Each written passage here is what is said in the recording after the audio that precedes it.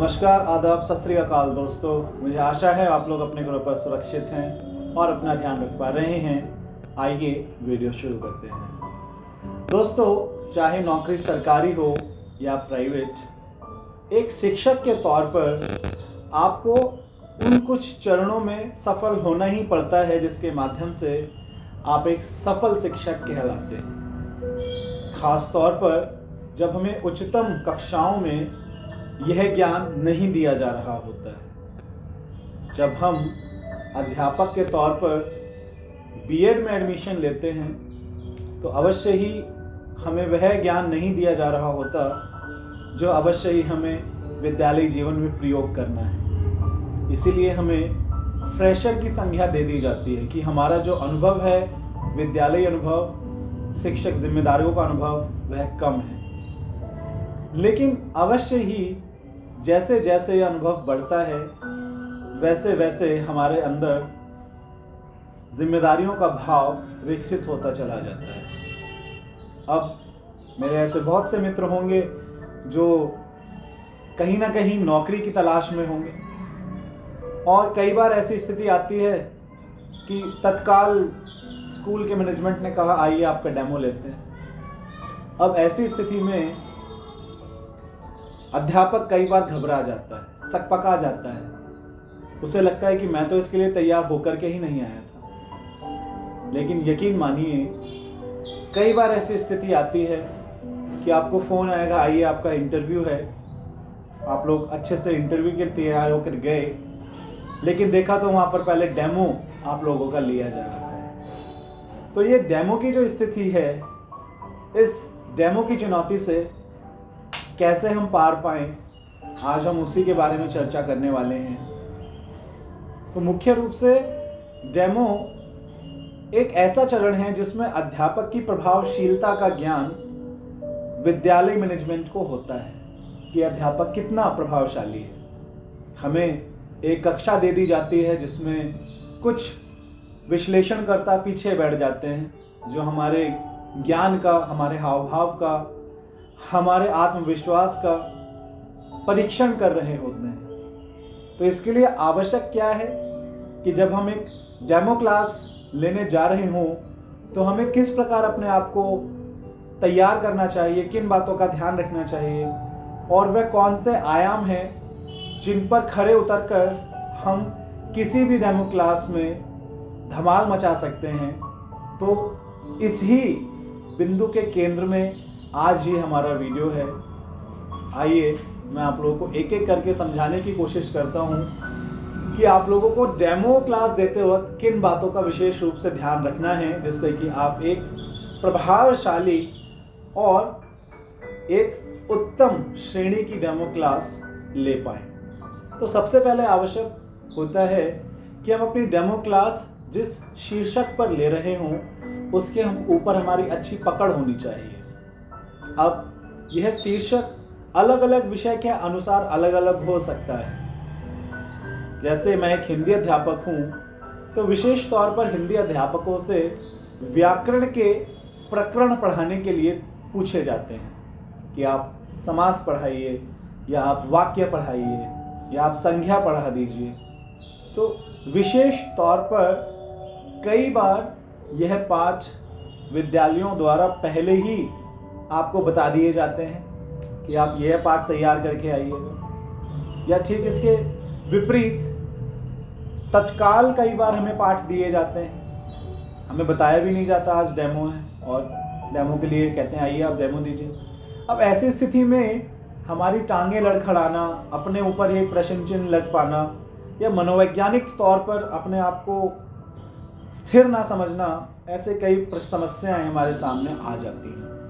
तो इसके लिए आवश्यक क्या है कि हम अपने आप को पहले तैयार करें और यदि ये डेमो क्लास कहीं पर भी होती है तो विशेष तौर पर इस चीज़ का ध्यान रखें कि हमें क्या बच्चों को पढ़ाना है या सामने वाला हमारे अंदर जो खोज रहा है हम उसी को दिखाने की कोशिश करें। देखिए, कमियां हर किसी के अंदर होती हैं, लेकिन नौकरी तभी मिलती है जब हम अपनी कमियों को छिपाकर अपनी अच्छाइयों को, अपने प्रभावी गुणों को दर्शाने का कार्य करते हैं। अब उसमें क्या बिंदु हैं प्रमुख, आइए देखते हैं। तो सबसे पहले यदि हमें कोई डेमो क्लास दी गई है तो विशेष तौर पर हमें ध्यान रखना है कि हम सभी बच्चों से जुड़ पाएं। पढ़ाने का कार्य सबसे बाद में आता है। यदि मैं अध्ययन अध्यापन के प्रक्रिया की बात करूं तो डेमो क्लास में ये सबसे अंतिम चरण होता है, क्योंकि जो हमारी जांच कर रहे हैं, जो हमारी जांचकर्ता हैं, जो बच्चों के साथ ही घुल मिल गए हैं, वो कहीं ना कहीं ये देखते हैं कि हम कक्षा का संचालन ठीक प्रकार से कर पा रहे हैं या नहीं। क्या सभी बच्चे हमें विशेष रूप से सुन रहे हैं? क्या वो ध्यान केंद्रित है उनका हमारी तरफ?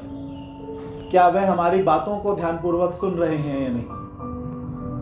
हर चीज का विशेष रूप से ध्यान रखा जा रहा होता है। तो जब भी आप किसी कक्षा में जाएं तो विशेष तौर पर सबसे पहले सभी को गुड मॉर्निंग या गुड आफ्टरनून करें, सभी बच्चों को, और ये ध्यान रखें कि कोई ऐसा बच्चा ना हो जो आपके इस अध्ययन अध्यापन से कट गया। जब भी हम कोई क्लास लेते हैं, कोई भी कंटेंट ट्रांजिट करते हैं, तो ऐसे में ये नहीं होना चाहिए कि आगे वाले बच्चे सिर्फ सुन रहे हों और पीछे वाले बच्चे आराम से बैठे हुए हैं। हमें विशेष तौर पर पूरी कक्षा को एक साथ लेकर के चलना है। और जो बच्चे ऐसे हैं जो कई बार जिनका ध्यान भटक जाता है, बातें करने लगते हैं, तो हमें उनसे कुछ कुछ प्रश्न पूछ लेने चाहिए। अच्छा, हमने आपको ये बताया था, संज्ञा का अर्थ क्या है, ये बताइए। तो ऐसा करने से वो बच्चे भी अलर्ट हो जाएंगे जो कक्षा में ज़्यादा ध्यान नहीं देते, ज़्यादा फोकस नहीं रहते। तो हमें सबसे पहले क्या करना है, अपनी कक्षा को एक विशेष तौर पर बांध करके चलना है, सभी बच्चों को एक साथ लेकर के चलना है। जब ये कार्य आरंभ हो जाता है तो उसके पश्चात हम कुछ बच्चों का पूर्व ज्ञान अनुमान जांचने की कोशिश करें कि बच्चों को इस विषय पर क्या ज्ञान है जो हमें पढ़ाने के लिए दिया गया है। जैसे हमें कई बार दे दिया जाता है विशेषण पढ़ाइए या समास पढ़ाइए, तो ऐसी स्थिति में हम पूछ सकते हैं, बच्चों क्या आपने समास की परिकल्पना पहले पढ़ी है या नहीं? आप समास से क्या समझते हैं? समास के कितने भेद हैं?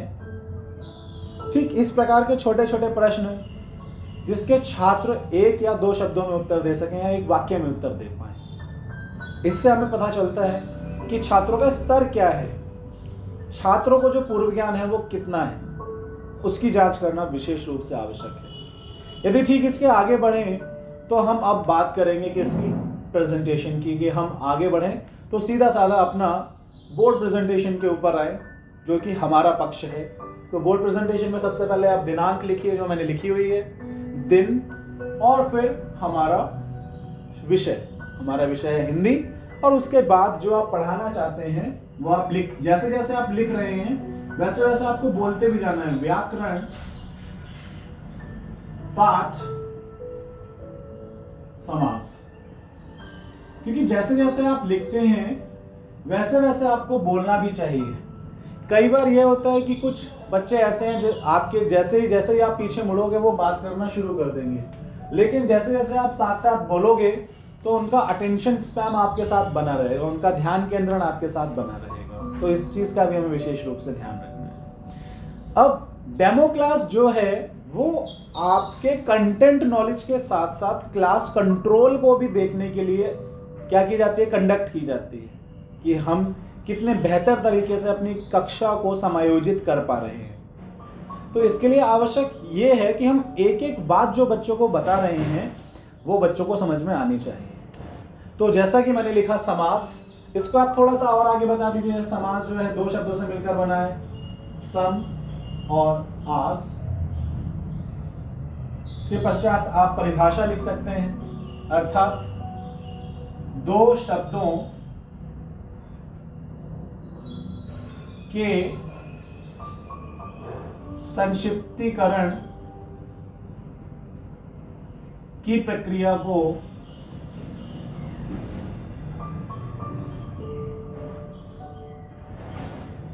समास कहते हैं।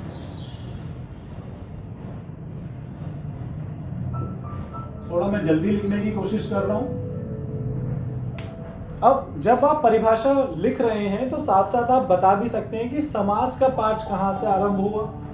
आप बता सकते हैं कि देखिए संधि से ही समास का पाठ आरंभ हो जाता है। जिस प्रकार में संधि में वर्णों को जोड़ने का कार्य किया जाता है, उसका जो अगला चरण है वह उपसर्ग प्रत्यय, जहाँ पर हम शब्दांशों को जोड़ने का कार्य करते हैं। और तीसरा चरण आ जाता है समास, जहाँ पर हम शब्दों को संक्षिप्त कर रहे हैं, अर्थात जोड़ने का कार्य कर रहे हैं। तो आप एक एक चीज को बड़े ही अच्छे तरीके से खोल करके समझाने की कोशिश करें, जितना बेहतर आप समझा सकते हैं। विषय चाहे कोई भी हो, चाहे अंग्रेजी है, सामाजिक विज्ञान है, मैथ्स है, कोई भी विषय हो, आप उसको उसी बेहतर तरीके से समझाएं जिस तरीके से आप समझा सकते हैं। उतना सरल आप समझाने की कोशिश करें जितना सरल आप समझा सकते हैं। साथ ही साथ जैसे जैसे आप आगे बढ़ रहे हैं, उसी प्रकार बच्चों से यह भी पूछते रहे कि क्या उनको समझ में आ रहा है या नहीं।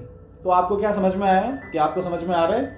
यदि किसी को समझ में ना आए तो अवश्य ही वह खड़ा हो और पूछ सकता है, किसी को घबराने की आवश्यकता नहीं है। तो हमें थोड़ा सा जेनरस रहना है बच्चों के साथ। बच्चे बड़े ही जिज्ञासु होते हैं, कोई भी नया शब्द आ जाता है तो कई बार लपक करके पूछते हैं, सर इसका अर्थ क्या है। जैसे मैंने यहाँ पर एक शब्द प्रयोग किया है, संक्षिप्तीकरण। तो संक्षिप्तीकरण क्या है? संक्षिप्तीकरण होती है, संक्षिप्तीकरण का अर्थ होता है जोड़ना। तो इस रूप में यदि हम देखें तो डेमो क्लास का आधा समय तो आपकी आरंभिक चीजों को समझाने में ही चला जाता है। और यकीन मानिए, जब जांचकर्ता आपकी इस विशेष पकड़ को देखते हैं तो उनको मालूम होता है कि हाँ, ज्ञान के साथ साथ अध्यापक की कक्षा के ऊपर पकड़ भी बहुत अच्छी है, जो हर अध्यापक में देखने को नहीं मिलती है। तो विशेष रूप से इस चीज का ध्यान रखें। आगे बढ़ें। आगे आप बता सकते हैं कि समास के भेद कितने हैं। तो समास के मुख्य भेद हो जाते हैं 4। उनको आप बता दीजिए थोड़ा सा। जैसे हम अव्ययी भाव समास हमने बताया है ना, अव्ययी भाव या तत्पुरुष समास है ना, कर्मधारय समास, इस प्रकार से आप समझा सकते हैं। पूरा टॉपिक पढ़ाने की आवश्यकता नहीं है। डेमो क्लास, डेमो का अर्थ क्या होता है? डेमो अर्थात तरीका, ढंग, ढर्रा, इसी को तो हम डेमो कहते हैं कि आपको पढ़ाने का तरीका क्या है। यहां पर आपकी कंटेंट नॉलेज तो चेक की जाती है, लेकिन साथ ही साथ आपके पढ़ाने के ढंग को भी परखा जाता है कि आप किस विधि से किस प्रकार पढ़ाते हैं, आपकी प्रक्रिया क्या है शिक्षण की, इसको विशेष रूप से केंद्र बिंदु में रखा जाता है। तो मेरे जो मित्र ये सोचते हैं कि मैंने टॉपिक बहुत अच्छे से तैयार कर लिया है और अब तो मैं जा करके धूम मचा दूंगा कक्षा में, तो शायद ऐसा संभव ना हो पाए, क्योंकि आप लगातार बोर्ड की तरफ मुंह करके पढ़ाते चले गए और बच्चे पीछे बैठ करके बातें कर रहे हैं। जांचकर्ता आपको 10 में से 5 अंक देगा और बोल देगा आप जा सकते हैं। इसके लिए आवश्यक ये है कि शिक्षा का जो आदान प्रदान होता है वो टू वे होता है, टू वे कम्युनिकेशन होता है, अध्यापक के माध्यम से भी और छात्रों के माध्यम से भी। जब एक बेहतर और स्वस्थ वातावरण बन जाता है तो एक कम्युनिकेशन भी, संपर्क स्थापित होता है। जब अध्यापक कुछ बता रहा हो, छात्र कुछ पूछ भी रहा हो, तो ऐसी स्थिति में विशेष तौर पर आपको यह ध्यान रखना है कि हम जो भी पढ़ा रहे हैं वो हर बच्चों को समझ में आ रहा हो। चाहे आप 2 भेद पढ़ाइए, लेकिन पढ़ाइए बड़े ही बेहतरीन तरीके से। अंत में जब आप अपने डेमो क्लास का अंत कर रहे हो तो हमें किस चीज़ की ध्यान रखने की आवश्यकता होती है? वह ध्यान रखने की आवश्यकता है कि हम बच्चों से कुछ मौखिक प्रश्न पूछें कि क्या आपको ये परिकल्पना समझ में आई? अच्छा, मैंने क्या परिभाषा बताई थी समास की, समास के लिए एक शब्द क्या हो सकता है? तो वो संक्षिप्तीकरण, संक्षिप्तीकरण का अर्थ क्या है? जोड़ना है। इस प्रकार से छोटे छोटे प्रश्न कीजिए। और यदि हमें प्रॉपर टाइम मिल रहा है वहाँ पर, तो आप एक छोटी सी वर्कशीट करा सकते हैं, इसमें 5 या 10 ऑब्जेक्टिव टाइप्स क्वेश्चन हो, वो आप डिस्ट्रीब्यूट कीजिए बच्चों को और बताइए कि ये 5 मिनट का काम है, इसमें आप फटाफट इसको कंप्लीट कीजिए और वापस ले लीजिए। क्योंकि प्रक्रिया तभी समाप्त होती है जब हम पूर्ण रूप से किसी चीज़ का मूल्यांकन करते हैं। मौखिक भी हो सकता है और लिखित भी। विशेष तौर पर जब हम अपनी डेमो क्लास को अंत करते हैं तो हमसे प्रश्न भी पूछ लिए जाते हैं। उत्तर प्रत्युत्तर की प्रक्रिया फिर शुरू होती है। जो हमारे जांचकर्ता बैठे हुए हैं वो हमसे प्रश्न पूछते हैं, अच्छा सर आप इसका अर्थ बता दीजिए, या कुछ ऐसा पूछ लिया जाता है जो हमारे विषय से अलग हो। अव्यय किसे कहते हैं सर, या विस्मयादि बोधक का क्या अर्थ है, रस किसे कहते हैं, अलंकार किसे कहते हैं। तो विशेष तौर पर हमें ध्यान रखने की आवश्यकता है कि जब भी हमें कोई एक विषय दिया जा रहा हो तो ज़रूरी नहीं है कि हमें उस एक विषय को रट करके आना है। आवश्यक ये है कि हम उस विषय से संबंधित अन्य पाठों को भी समझने की कोशिश करें और जानने की कोशिश करें कि वह पाठ क्या है। तो थोड़ा थोड़ा ज्ञान हमें अन्य विषयों का भी विशेष रूप से होना चाहिए। तो इस रूप में यदि आप अपनी डेमो देते हैं पूर्ण आत्मविश्वास के साथ, पहला बिंदु। कक्षा को संचालन की जो कुशलता है वो दूसरा बिंदु है। छात्रों का पूर्व ज्ञान जांचने की क्षमता, चौथा बिंदु। छात्रों को एक साथ लेकर के चलने की योग्यता, चौथा बिंदु। पांचवा हमारा हो जाएगा विषय ज्ञान, कि हमारा विषय का ज्ञान कैसा है, ये पांचवा बिंदु। छठा हो जाता है प्रश्नोत्तर, चाहे वो मौखिक हो या लिखित हो। और सातवां हो जाता है कक्षा को अंत करते समय पूर्णता प्रदान करना। और वह पूर्णता कैसे आ पाती है? पूर्णता तभी आ पाती है जब हम विशेष तौर पर बच्चों से जो भी हमने पढ़ाया है उसको हम पूछ बैठते हैं। साथ ही हम बच्चों को कुछ लिखने के लिए भी अवश्य दें। जैसे आज हमने पढ़ाया है समास, तो हम बच्चों को होमवर्क ज़रूर दें। अब ये होमवर्क वैसा नहीं है जिसमें हमने बड़ा होमवर्क दे दिया है, ये बहुत छोटे छोटे होमवर्क हो सकते हैं।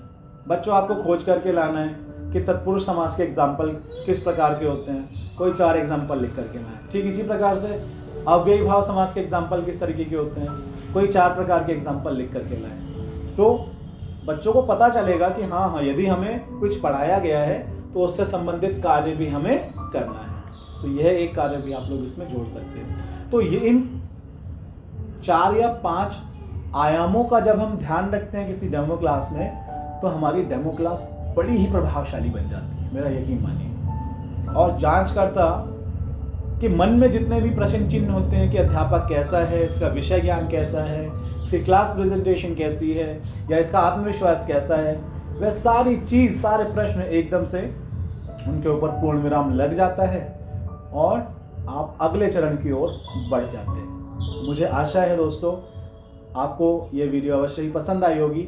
यदि ऐसा है तो ज़रूर चैनल को सब्सक्राइब कर लीजिए, बटन नीचे है। आप लोग वीडियोस देखते हैं, सब्सक्राइब नहीं करते हैं, प्लीज़ सब्सक्राइब द बटन। और शेयर कीजिए अपने दोस्तों के साथ जो इस प्रकार की समस्याओं से जूझ रहे हैं। साथ ही वीडियोस को लाइक कीजिए और हाँ, कमेंट करना ना भूलें। कमेंट ज़रूर कीजिए कि ऐसी कौन सी समस्या थी जिसमें फंस करके आपका चयन होते होते रह गया। मैं ज़रूर इसमें आपकी सहायता करने की कोशिश करूँगा। आज के लिए इतना ही दोस्तों। जय हिंद, जय हिंदुस्तान दोस्तों। जय हिंद, जय हिंदुस्तान।